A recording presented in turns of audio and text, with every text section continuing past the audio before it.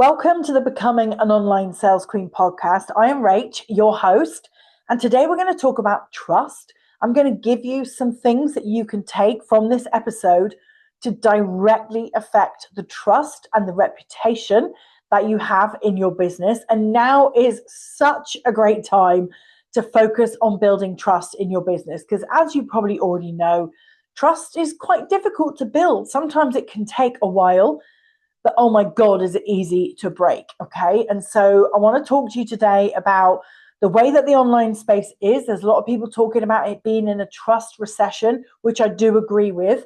Now, the most important thing about that, of course, is how do you get out of it? How do you, in particular, in your business, remove yourself from this trust recession and be seen as a beacon brand, be seen as somebody who is reliable, be seen as somebody whose reputation is built on genuine skills, on proven results. Be somebody who is sought after because you are so good at what you do, right? Now, I know that you are good at what you do. You wouldn't be here if you weren't really good at what you do. My challenge for you is, are you good at articulating it? Are you good at leveraging it? Are you good at telling others why you are so good at what you do? Now, classically, what we see, especially for us girlies, we're not that good at doing that, okay? Now, we've talked about this on the show many times before. We dilute ourselves, we hold back, we're too humble, we're afraid to brag because we don't want to be seen as boastful or full of ourselves or too much. But unfortunately, if you don't talk about how good you are, if you don't talk about your brilliance, your genius, your expertise, how is anybody going to know? How is anybody going to know that you've got 20 years experience? How is anybody going to know that you won 5 awards last year? How is anybody going to know that you just helped your client to do something that she's been trying to do for 5 years? How is anybody going to know that if you don't tell them? And so one of the ways that we get to share trust building stories and evidence with our audience is through personal stories.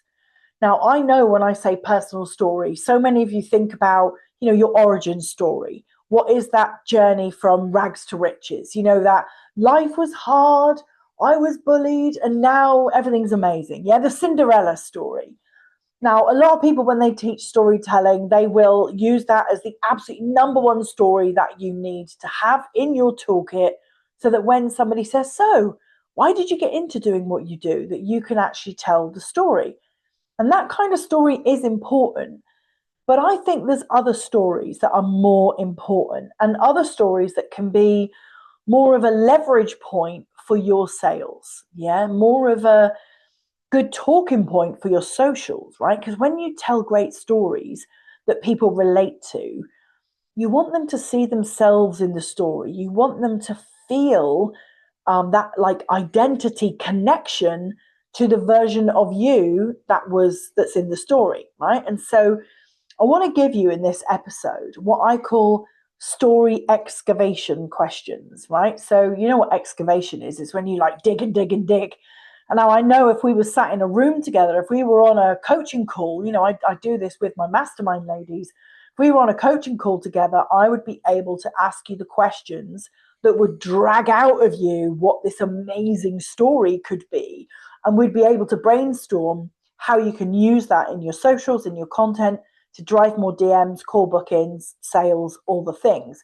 But unfortunately, we're not on a call together. This is just me sat talking into a microphone to you. I'm actually on YouTube as well, by the way. So for those of you that are listening on a podcast platform, if you would prefer to watch on video, we do add this over onto my YouTube channel as well. But anyway, let's get back to trust. So there has never been a better time for you to focus on building trust. And as I've just said, one of the best ways for you to build trust without feeling like you're bragging or doing what I call megaphone marketing, like, you've got to trust me, da, da, da, da, da. Please come and trust me. This is how good I am. I know that you don't want to do that. Yeah, I know that you don't want to do megaphone marketing because it doesn't feel feminine, right? It's more what a guy would do, right? And you're not a guy, you're a girl. And so we need to come up with some feminine strategies for building trust. Now, one of the best ways is to tell personal stories that position you as the expert, but also leverage the results that you get for your clients, the expertise, where your experiences come from, how you came to do what you do, and most importantly, why you can be relied upon to get results. Because when people know that they can rely on you to get a specific outcome, they will feel more trusting to hire you. They will feel more ready, willing, and able to go and find the cash, make the investment, and come and work with you. So I'm going to give you some story excavation questions, because one of the most common things I get when we talk about storytelling to build trust is, like my ladies in programs with me will say things like, yeah, but I don't know what stories I've got.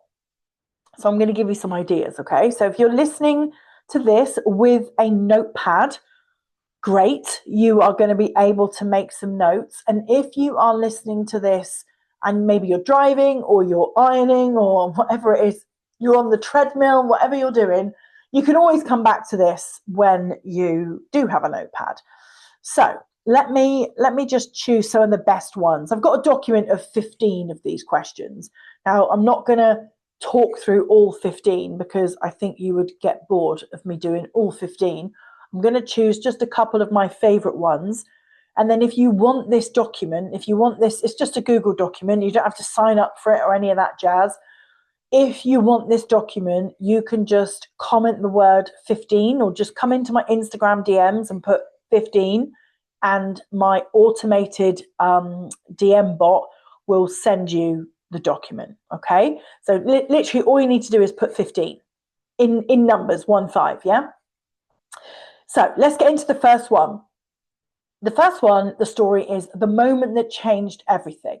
So I want you to think about, what is one moment in your life or business where you realized something big, right? The moment that made you jolt into reflection, reaction, realization.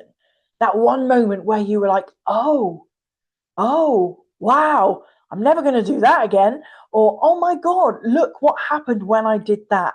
The moment that changed everything. Where were you? What happened? What did you feel? What's the story? Yeah, like sometimes I call this the moment of truth story. It's that moment where you were like, oh, wow. I remember, like, one of mine was when I first started my business, I was really scared. I know you might not believe that now, but I was really scared. And I remember being stood in a networking meeting, just a general, coffee chat. And there was a group of people. We were all sharing what we did and what our expertise was. And at that point, I think I'd only had about 2 or 3 clients. And I was sharing about my corporate career and my experience in sales and what I now, wanted to help people to do with their sales teams. And I remember all the people that were stood there, like, listening, were like, well, I need to book some time with you. Can you come and speak to my team? Like, can I book some time with you personally? Would you listen in to me on the phone? Like, would you, if I was to record, like, my sales calls, would you listen to them for me? And I just had that moment where I was like, oh, my skills from corporate are actually really transferable. And before that moment, I had thought that I was only good at my job in corporate because they just looked after me. Like, I just thought, oh, they looked after Rach, they liked Rach, and I would always have a job there because of that. But actually, I realized in that moment, with all those business owners that I'd never met before, that my skills were very transferable and they were worth a lot, because I could see the demand, I could feel the demand, I could feel their urgency to get me in to speak to their team. So yeah, that was one of my moments that changed everything, because I wasn't confident before that point, but at that point I became very confident in how I could add value to a business. So what is your moment that changed everything? Is it a moment that happened before you started your business? Is it, like it was for me, a moment in the early stages of your business? Maybe it was a moment more recently where you realized that you needed to, I don't know, change your price. increase your price because your standards were raising, or you realized that you weren't available anymore to work with a certain type of client and you wanted to change things up. Yeah. So what was a moment for you that changed everything? And the key to being good at this kind of storytelling is to think about, how does you sharing this really impact your audience? Why is it that they need to know this? And what does knowing it really mean for them?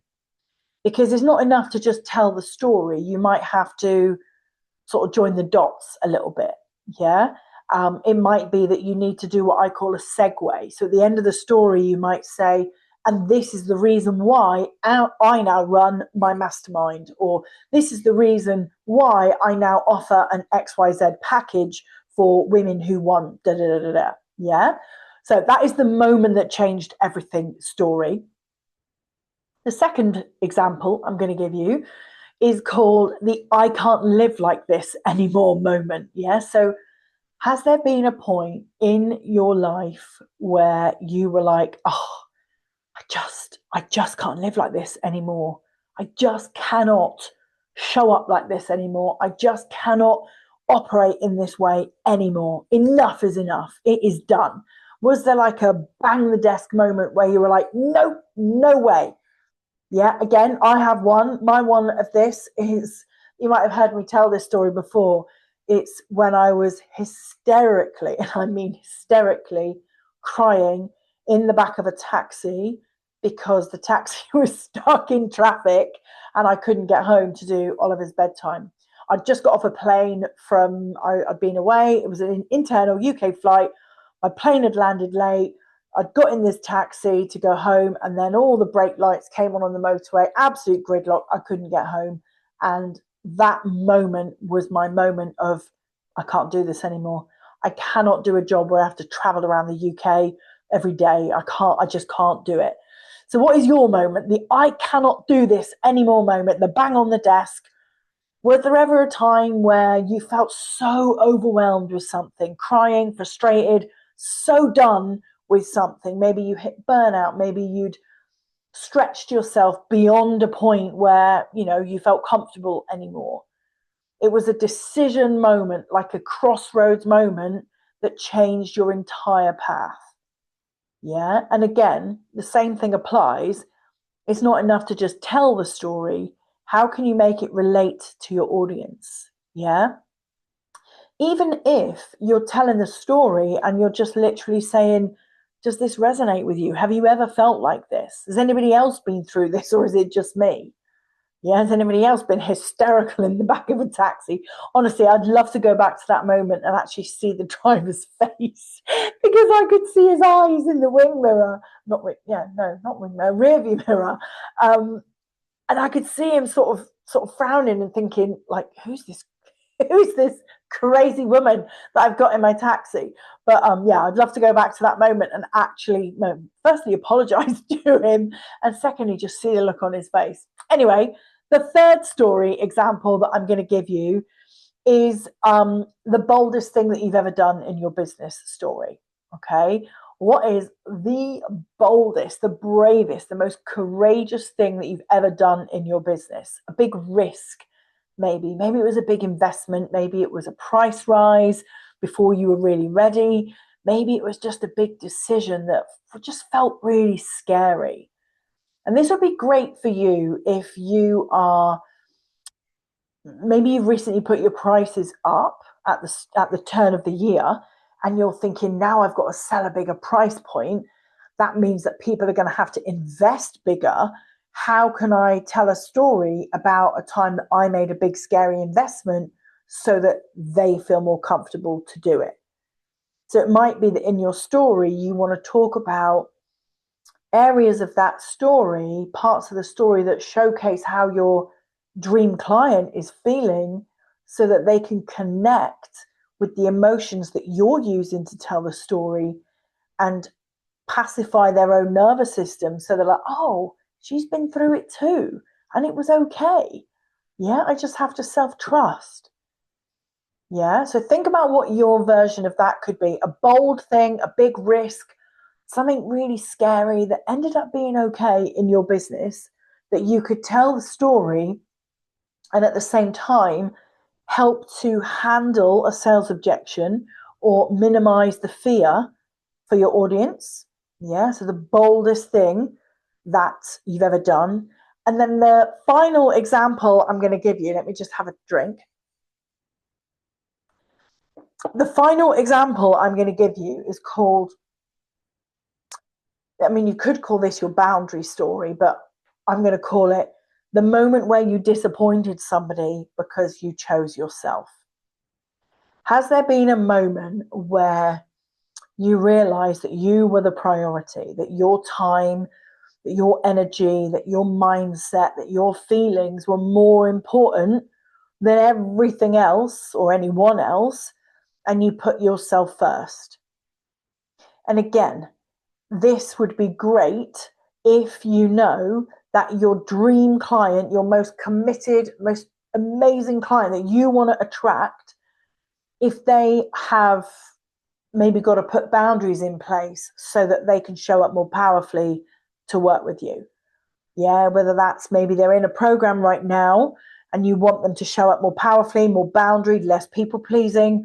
Maybe this is your community, your audience, and you want to showcase to them that they are the priority and they should have boundaries, and they will see that in them when they see it in you. These story examples, they are so good at building trust.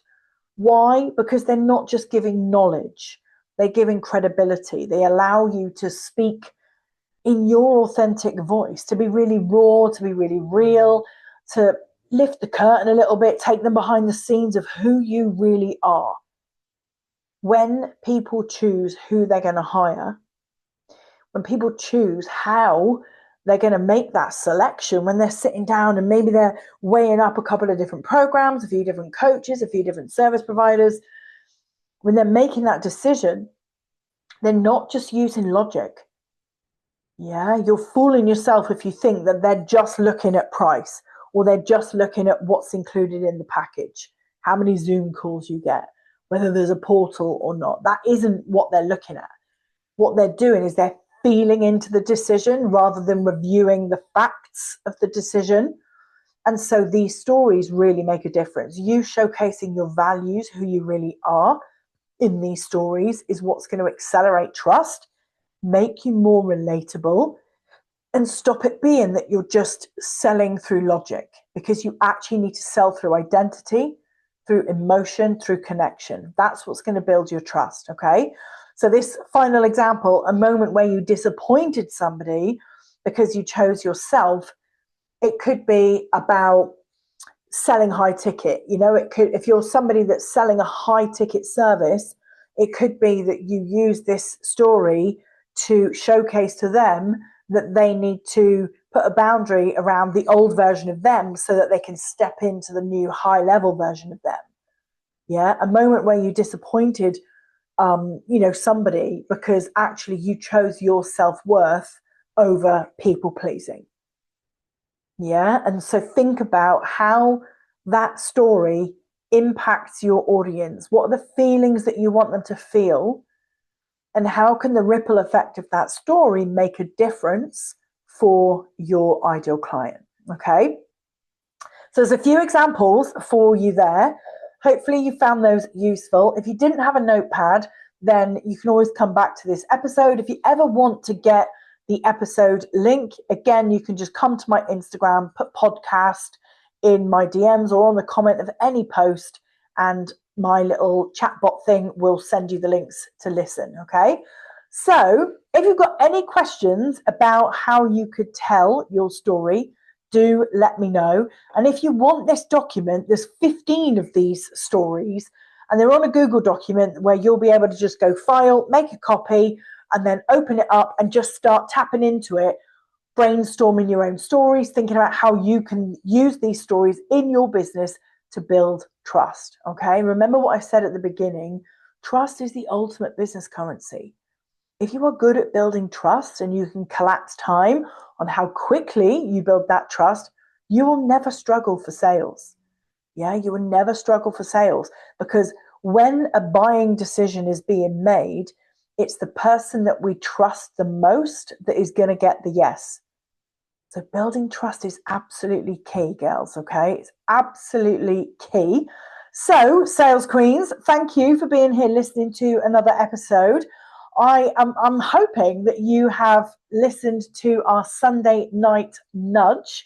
So if you haven't heard those episodes, we have added a second episode per week to the show, and it goes out on a Sunday night, and it's literally 5 minutes, 6 minutes, maybe 7 or 8 minutes, but no more than that.